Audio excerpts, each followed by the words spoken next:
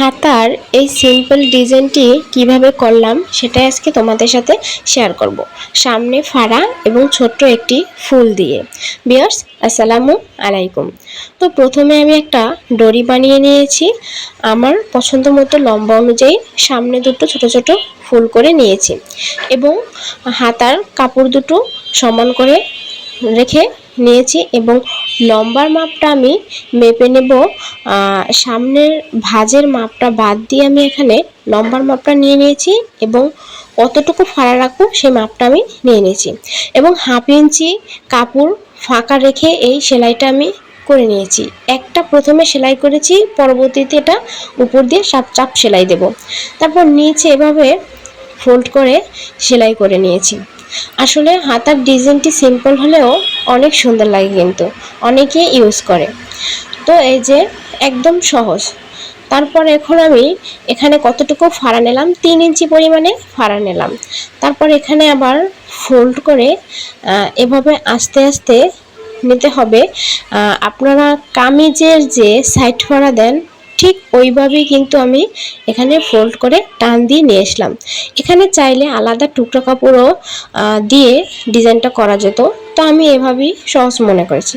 তারপর সাইড থেকে আমি আবার একটা সুন্দর করে সেলাই করে নিলাম, যেভাবে কামিজের সাইড ফাড়া আপনারা দিয়ে থাকেন। আপনারা অবশ্যই আমার হাতের দিকে ফলো করবেন। এভাবে করলে কিন্তু একদম ইজি লাগে এবং সহজ হয়। কাজের মানটা হচ্ছে আপনার ফিনিশিং দিয়ে। আপনার ফিনিশিং যত সুন্দর হবে দেখতে ভালো লাগবে। কাজ যেভাবেই করেন না কেন, একটা কাজ অনেক ধরনের করা যায়। তো তারপর আমি এই ডরিটা নিয়ে আমার হাতের দিকে ফলো করেন, এভাবে রেখে তারপর এভাবে উল্টিয়ে দিলেই দুই সাইডে দুইটা পাতার মতো বের হয়ে আসে। তো আপনারা যারা নতুন তারা চাইলে এখানে সুই সুতো দিয়েও ফুলটা লাগিয়ে নিতে পারেন। তো আমি এখানে মেশিন দিয়েই কিন্তু লাগিয়ে দিয়েছি। তো ভিউয়ার্স, আমার ভিডিওটা যদি ভালো লাগে অবশ্যই কিন্তু ভিডিওতে একটি লাইক দেবে এবং ভিডিওটি শেয়ার করে দেবে, চ্যানেলটি সাবস্ক্রাইব করে চ্যানেলের সাথে থাকবে। আমি আমার এই চ্যানেলে একদম ছোটদের থেকে শুরু করে বড়দের পর্যন্ত মেয়েদের যত ধরনের ড্রেস আছে বানানো আমি এবং কাটিং এবং সেলাই সহ সূত্র অনুযায়ী এই চ্যানেলটিতে দিয়ে থাকবো ইনশাল্লাহ, এবং দিয়ে থাকি। তো সেলাই মেশিন, কারেন্টের সেলাই মেশিন কিভাবে আপনারা চালাবেন সে মেশিন সম্পর্কে যাবতীয় ভিডিও আমি দিয়ে থাকবো ইনশাল্লাহ।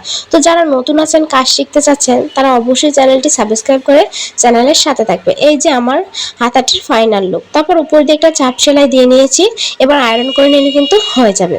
তো জামাটি বানানোর পর কিন্তু এই ফাইনাল লুকটি। তো এই জামাটি কাটিং এবং সেলাই ভিডিও কিন্তু চ্যানেলটিতে দেওয়া আছে, চাইলে দেখে নিতে পারেন।